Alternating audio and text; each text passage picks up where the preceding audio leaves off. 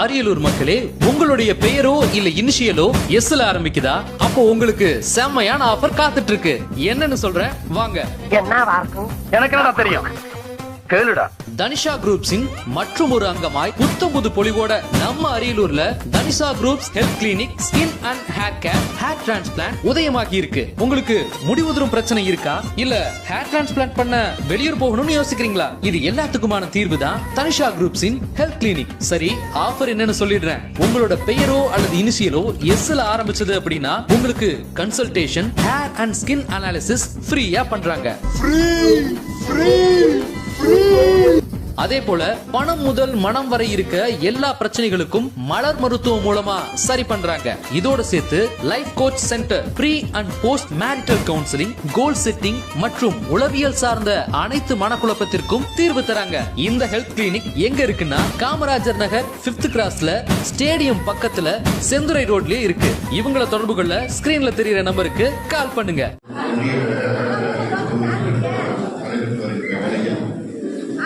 நம்முடைய மாவட்டத்தில் நடைபெறுகின்ற அரியலூர் வழக்குடைய பொதுமக்கள் தலைமையில் இருக்கிற ஒன்றிய அமைச்சர் அன்புக்குரிய முத்துசாமி அவர்களே, ஒன்றிய செயலாளர் அறிவாளர் அவர்கள் ஆசிரியர்கள் அவரால் வர முடியவில்லை. நிகழ்ச்சியை துவக்க வழங்கப்பட்டிருக்கின்ற மாவட்ட இளைஞர் அமைப்பாளர் சகோதரர் தெய்வ இளையராஜா அவர்களே, முன்னிலை வைக்கின்ற ஒன்றிய செயலாளர் தர்மலிங்கம் அவர்களே, கனக சுந்தரேஸ்வரர் அவர்களே, செல்லதுரை அவர்களே, கந்தசாமி அவர்களே, சரவணன் அவர்களே, ரவி அவர்களே, நிகழ்ச்சியில் சிறப்புரையாற்றிருக்கின்ற தலைமை கழகத்தின் சட்டத்திட்ட திருத்தக்குழு இணை செயலாளர் அன்பிற்குரிய சுபாஷ் சந்திரசேகர் அவர்களே, பொதுக்குழு உறுப்பினர் அன்பிற்குரிய யா பாலர் அவர்களே, நிகழ்ச்சியில் பங்கேற்றிருக்கின்ற பல்வேறு அணிகளுடைய நிர்வாகிகள் ஜெயக்குமார் அவர்களே, ஆனந்த் அவர்களே, அன்பழகன் அவர்களே, கருப்பியா அவர்களே, கமலரசன் அவர்களே, முத்தமிழ் அவர்களே, சிவராஜ் அவர்களே, இளம்பள்ளி அவர்களே, கதிரவன் அவர்களே, மேகலா அவர்களே, உள்ளாட்சி பிரதிநிதிகள் ராணி மதியழகன் அவர்களே, பாப்பா செல்வம் அவர்களே, ராஜகுமாரி அறிவழகன் அவர்களே, அபிநயா இளையராஜன் அவர்களே, ஆர்த்தி சிவகுமார் அவர்களே, கலைச்செல்வி நெடுஞ்செழியன் அவர்களே, தர்மன் அவர்களே, எஸ்கேஎம் கிருஷ்ணமூர்த்தி அவர்களே, சரோஜா கோவிந்தராஜ் அவர்களே, நன்றி உரையாக இருக்கின்ற உன்னியத்துறை செயலர் நெடுஞ்செழியன் அவர்களே, பெரும்பாலாக கலந்து கொண்டிருக்கிற கழகத்தின் முன்னோடிகளே, பெரியவர்களே, சகோதரிகளே, உங்கள் அத்தனை பேருக்கும் அன்பு கலந்த வணக்கத்தை தெரிவித்துக் கொள்கிறேன். நம்முடைய கழக தலைவர் தளபதி அவர்கள் இந்த பொது உறுப்பினர் கூட்டத்தை நடத்த சொல்வதற்கு காரணம், முத்தமிழர் கலைஞருடைய 100ஆண்டு நிறைவு விழா இந்த ஆண்டு. அதேபோல வருகின்ற செப்டம்பர் 15ஆம் தேதி புகழ் விழா வருகிறது. எனவே அவற்றையெல்லாம் சிறப்பாக கொண்டாடுகின்ற விதமாக நம்முடைய பணிகளை சிறப்பாக செய்ய வேண்டும் என்று நம்முடைய முதல்வர் உத்தரவிட்ட அடிப்படையில் பொது உறுப்பினர் கூட்டம் நேற்றைக்கு இன்னொரு தகவல் சொல்லியிருக்கிறார்கள். ஒவ்வொரு கிராமத்தில் இருக்கின்ற கொடிக்கம்பங்களையும் புதிதாக வண்ணமடைந்து புதிய கைது புதிய கொடியில் ஏற்றி ஒவ்வொரு விழாவை கொண்டாட வேண்டும். எந்தெந்த கிராமத்தில் எத்தனை கொடிக்கம்பம் இருக்கிறது என்ற கணக்கை ஒன்றிய கழகத்தின் வாயிலாக பெற்று தலைமை கழகத்தில் கொடுத்து சொல்லியிருக்கிறார்கள். எனவே வந்திருக்கின்றவர்களை எல்லாம் அன்போடு கேட்டுக்கொள்வது, இந்த முப்பது விழா கொடிக்கம்பம் புதிதாக அமைய வேண்டும். அடுத்தது நம்முடைய தலைவர் கலைஞருடைய 100ஆண்டு துவக்க விழாவில் நம்முடைய மாவட்டத்தில் 100 ஊராட்சிகளில் திருமண பிரச்சாரம் நடந்தோம். இப்ப நிறைவு விழா 100 மிச்சம் இருக்கின்ற ஊராட்சிகளில் 100 ஊராட்சிகளிலே திருமண பிரச்சாரமாக நடத்த வேண்டும். காரணம், தமிழ்நாடு இன்றைக்கு இவ்வளவு வளர்ந்திருக்கிறது என்றால் நம்முடைய தலைவர் கலைஞர் தான் காரணம். இன்னைக்கும் வட இந்தியாவில் பல ஊர்களுக்கு பேருந்து வசதி கிடையாது. தமிழக சமுதாய எல்லா ஊர்களும் பேர் கொண்டிருந்தாங்க. நாங்கள் கருத்து சொன்னாங்கன்னா அதுக்குள்ள கோபிகளுடைய கலைஞர் குடியாருக்கு பேருந்து வசதியே இல்லாமல் வந்தது வந்து அவரே சாட்சி சொல்லிட்டார். முடிந்தவரை நம்முடைய பகுதியில அந்த குறைகளை நிவர்த்தி செய்வதற்கு செய்து கொண்டிருக்கிறோம். இன்னும் ஏதாவது மிச்சம் இருந்தால் 1-2 கிராமம் இருக்கும். அதுவும் பார்த்தீங்கன்னா 50 வீடு 60 வீடு தான் இருக்கும். அது மாதிரி இடமா இருக்கும். சீனிவாசனுக்குள்ள கட்சியில மோரமொழி மாதிரி கடைசி ஊராக அங்க என்ன பஸ் மிஞ்சி கூட 2 பேர் வருவாங்க. அதுதான் பிரச்சனை. இருப்பாங்க பஸ் கொடுத்தது பிரச்சனை. அது போட்டுதான் இருக்கு. ஆனா வட இந்தியாவில் என்ன நடக்குன்னா, நான் போன 10 நாளைக்கு 15 நாளைக்கு முன்னாடி டெல்லி போயிட்டு வந்தேன். டெல்லியிலிருந்து ராஜஸ்தான் மாநிலத்துல மாவட்ட தலைநகர் அல்வார்னு ஒரு ஊரு, அங்க வந்து பஸ் தயாரிக்கிற அசோக் லேலாண்ட் கம்பெனி. நம்ம வாங்குற பஸ் அங்க தயாரிக்காங்க. அதனால அங்க பார்க்க போனோம். 4 மணி நேரம் பயணம் டெல்லி தேசிய தலைநகர், அங்கிருந்து அல்வார் மாவட்ட தலைநகர். 4 மணி நேரத்தில் நான் மொத்தமா பார்த்த பஸ் 4 பஸ். இதுவே நம்முடைய அரியலூர் கிளம்பி நீங்க திருச்சி போறதுக்குள்ள 1 மணி நேரத்துக்குள்ள எத்தனை பஸ் வரலாம்? 30-40 பஸ் வரலாம், அரசாங்க பஸ்.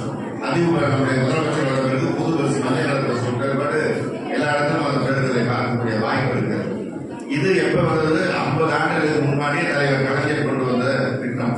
எல்லா கிராமங்களுக்கும் பஸ் வசதி செய்ய வேண்டும். அதே போல எல்லா கிராமங்களுக்கும் மின்சார இணைப்பு கொடுக்க வேண்டும். எப்ப 1972 தலைவர் கலைஞர் முதலமைச்சராக இருந்தவர்களுக்கு கொண்டு வந்த திட்டம். எல்லா கிராமங்களுக்கும் மின்சாரம் அப்படியே போயிடுச்சு. இன்னைக்கும் வட இந்தியாவில் 40% கிராமங்களில் மின்சாரம் கிடையாது. அப்படி கிராமத்தில் மின்சாரம் இருந்தால் எல்லா வீட்டிலும் மின்சாரம் இருக்காது. மின்சாரம் இப்படி இருந்தா ஒரு நாளைக்கு 4 மணி நேரம் 5 மணி நேரம் தான் வரும். இப்படிதான் மற்ற மாநிலங்கள்லாம் இருக்கு. நம்ம தமிழ்நாட்டில் தான் எல்லா இடங்களும் எல்லா தேவைகளும் கிட்டத்தட்ட பூர்த்தி செய்யும் அளவுக்கு வந்திருக்கிறதா உத்தரப்பிரதேச தலைவர் கலைஞர் அவர்கள் செய்து வைத்த அடிப்படைகள். இன்னைக்கு நம்முடைய அரியலூர் மாவட்டம், தனியார் மாவட்டம்னா இதுவும் தலைவர் கலைஞர் கொடுத்த மாவட்டம். எனவே அவருடைய 100ஆண்டு விழாவை சிறப்பாக கொண்டாட வேண்டியது நம்முடைய கடமை. இன்னைக்கு நம்முடைய முதலமைச்சர் ஒரு சிறப்பான ஆட்சி வழங்கி கொண்டிருக்கிறார். இன்னைக்கு எல்லா குடும்ப தலைவர்களுக்கும் கலைஞர் உரிமை தொகை வழங்க வேண்டும் என்று நடவடிக்கை எடுத்து மாதம் 1000 வழங்குகின்ற திட்டம் முதல் கட்டமாக 1,14,00,000 பேருக்கு போய் சேர்ந்திருக்கு. இந்தியாவில் எல்லா மாநிலத்திலும் இப்படி திட்டம் கிடையாது. இந்த திட்டத்தை அறிவித்த போது பல பேங்க்லேயே நினைச்சாங்க, எப்படி 1,14,00,000 பேருக்கு ஒரே நாளில் போய் பணம் சேர முடியுமா, இதெல்லாம் நடத்த முடியுமா? ஆனால் சாதித்து காட்டியிருக்கிறார் நம்முடைய முதலமைச்சர். இன்னும் சில பேருக்கு அது வரலங்கிற வருத்தம் இருக்கு, குறை இருக்கு. அதுதான் நம்முடைய மாண்புமிகு இளைஞர் மற்றும் விளையாட்டு மேம்பாட்டுத்துறை அமைச்சர் உதயநிதி அறிவித்திருக்கிறார். மிச்சம் இருப்பவர்களுக்கும் கொடுப்பதற்கு விரைவிலே நடவடிக்கை எடுத்திருக்கிறோம். அப்படி வராதவர்களுக்கும் கணக்கெடுத்து கொடுப்பதற்கு நடவடிக்கை கொண்டிருக்கு. அதே போல எல்லாரும் படித்து வர வேண்டும், எல்லா பிள்ளைகளும் படிக்கணும்னு நம்முடைய முதலமைச்சர் புதுமை பெண் திட்டம் 2 வருஷத்துக்கு முன்னாடி கொண்டு வந்தார். அரசாங்க பள்ளியில் உயிர் பெண் குழந்தை படித்திருந்தால் அவங்க கல்லூரி படிப்பதற்கு மாதம் 1000 வழங்குகின்ற திட்டம். பெண் பிள்ளைகளுக்கு கொடுத்தீங்களா, ஆம்பளை பிள்ளைகளுக்கு எப்ப தருவீங்கன்னு கேட்டோன்னே இந்த ஆண்டு அதிகம் ஆரம்பிச்சார் நம்முடைய முதலமைச்சர். தமிழ் புதல்வர் திட்டம் இன்னொரு 5 வருஷம் கழிச்சு ஒரு கிராமத்துக்கு போனா அங்க இருக்கிற ஒரு 20-25 வயசுல இருக்கிறவங்க கேட்டா எல்லாரும் கல்லூரி படித்தவர்களாக இருக்கக்கூடிய ஒரு சூழ்நிலை வருவதற்கு தான் நம்முடைய முதலமைச்சர் பார்த்து கொண்டிருக்கிறார். இதெல்லாம் கீழே என்ன அவர் ஒரு பள்ளிக்கூடத்துக்கு போறாரு, அங்க இருக்கிற பள்ளிக்கூடத்துக்கு பிள்ளைங்க முகம் சோர்ந்து இருக்கிறாங்க, ஏன்பா சோர்ந்து இருக்கிறேன்னு கேட்கிறாரு. நான் காலையில சாப்பிடாம வந்தா நான் பசிக்கிறேன், ஏன் சாப்பிடுறாரு, அம்மா காலையில் வேலைக்கு இருக்காங்க, நான் சமைக்கிற நேரம் ஆச்சு, சமைக்காம அவங்க வேலைக்கு போயிடுறது, அதனால வந்துட்டோம் அப்படின்னு சொன்னோடனே காலை உணவு திட்டம்னு ஒரு திட்டத்தை கொடுத்துருக்காங்க. மற்ற திட்டம்லாம் மற்ற மாநிலத்திலாம் பார்த்து காப்பி எடுத்தாங்க நம்ம முதல்வர் திட்டத்தை. இந்த காலை உணவு திட்டத்தை ஒரு நாடே பார்த்து இன்னைக்கு செயல்படுத்துறது. இங்கிலாந்து நாடு, லண்டனை இங்கிலாந்து 100 வருஷத்துக்கு முன்னாடி நம்ம நாட்டை அந்த ஆங்கிலேயர்களோட நாடான இங்கிலாந்து அறிவித்திருக்கிறார்கள். இனி காலை நேரத்தில் பிள்ளைகள் பெருமைகளோடு பள்ளியில் இருக்கக்கூடாதுன்னு காலை உணவு திட்டத்தை கொண்டு வரணும்னு சொல்லி அறிவிக்கிறாங்க. நம்முடைய முதலமைச்சர் தான் எல்லோருக்கும் முன்னோடியாக பெறுகின்ற முதலமைச்சராக இருக்கிறார். அவருடைய காலத்தில் நம்முடைய பகுதிக்கு தேவையான வசதிகளை செய்வதற்கு ஒரு நல்ல வாய்ப்பாக, உரையில்லாத வாய்ப்பாக நம்முடைய மாவட்டத்தில் ஒரு அமைச்சர் பொறுப்பை நம்முடைய முதல்வர் அவர்கள் வழங்கியிருக்கிறார்கள். தமிழரசன் அவர்கள் இங்கே நிறைய கோரிக்கைகள் வச்சாரு. போதிய பஸ் வாங்க, அதனாலதான் பழைய பஸ் வரைக்கும் நம்ம ஓட்டிட்டு இருக்கோம். இப்பதான் ஒரு 1500 பஸ் பழைய பஸ்ஸா புது பஸ்ஸா மாத்திட்டு இருக்கோம். இன்னும் ஒரு 7000 பஸ் 14 வருஷம் 13 வருஷமா ஓடுற பஸ் எல்லாம் எடுத்துட்டு புதுவண்டியை மாற்ற வேண்டியிருக்கிறது. அதெல்லாம் செய்ய இருக்கிறோம். அதே போல கடந்த 3 ஆண்டுகள் மோடியுடைய ஆட்சி நம்ம கொடுத்த நெருக்கடிலாம் தெரியும். நம்முடைய அமைச்சராக இருந்த செந்தில் பாலாஜியை 1 வருஷமா சிலையை வச்சு துன்புறுத்திட்டு இருக்காங்க. மோடி நம்ம தமிழ்நாட்டில் தன்னுடைய கை போகவில்லை என்பதற்காக செய்த காரியம். தமிழ்நாடு இந்தியா முழுவதும் இதே போல எதிர்கட்சியை சேர்ந்தவர்கள் ஜெயில அமைக்கிற வேலையை மோடி செஞ்சதால்தான் நம்முடைய முதலமைச்சரை பார்த்து மற்ற மாநிலத்தை சேர்ந்தவர்கள் கூட்டணியை ஒழுங்காக அமைத்து போட்டியிட்டதனால்தான் மோடிக்கு தேவையான அளவுக்கு மெஜாரிட்டி எப்படி கிடைக்கும். இப்ப ஆந்திராவை சேர்ந்த தெலுங்கு தேச கட்சியின் துணையோடவும் பீகாரை சேர்ந்த ஐக்கிய ஜனதா தள துணையோட தான் ஆட்சி நடத்த வேண்டிய நிலைமை இருக்கு. எனவே இந்த நிலைமை வருவதற்கு காரணம் நம்முடைய முதலமைச்சர் இந்தியாவுக்கே வழிகாட்டியாக கூட்டணி வைத்ததுதான். கடந்த 3 ஆண்டுகளில் அவர்கள் நெருக்கடி இந்த நிலை இப்பொழுதுதான் விலகியிருக்கிறது. எனவே நம்முடைய முதலமைச்சருடைய திட்டங்கள் விரைவாக செயல்படுத்துவதற்கான நடவடிக்கை எடுக்கப்படுகிறது. நம்முடைய பகுதிக்கு இந்த தேவை என்கின்ற அந்த கோரிக்கையெல்லாம் உடனே கேட்டுவிட்டு அவர்களை செயல்படுத்துவதற்கு விரைவிலே மீண்டும் அந்த பகுதிக்கு நான் உங்களை சந்திக்க இருக்கிறேன் என்பதை தெரிவித்திருக்கிறேன். ஆனால் கண்ணரசன் சொன்னாரு, நீங்க குற்றத்தை கண்டதுனால அரியலூருக்கு மாற்றாதீங்க. அரியலூர் நம்ம தொகுதி தான், தேவரம் நம்ம தொகுதி தான், பெரம்பலூர் நம்ம தொகுதி தான்.